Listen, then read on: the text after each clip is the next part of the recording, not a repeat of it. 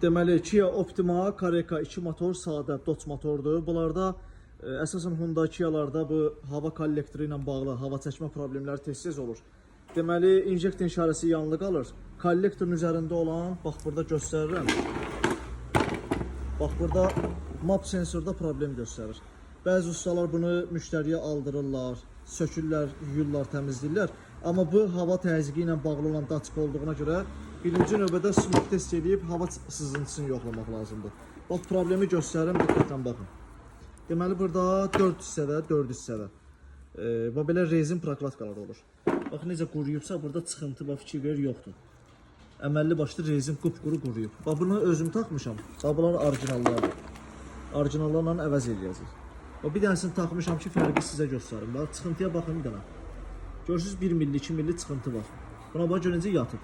Yatdığına görə də hava kollektoru bax, bura oturur. Hələ bir ki, rezin yoxdur. Birbaşa oturduğuna görə başlayır buradan hava çəkməyə.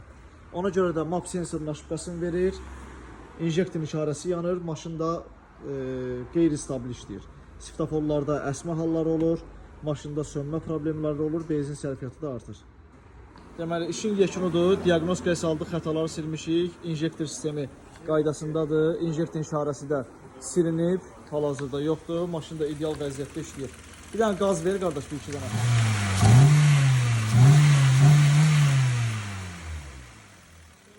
Все, eyvallah, xeyirli olsun.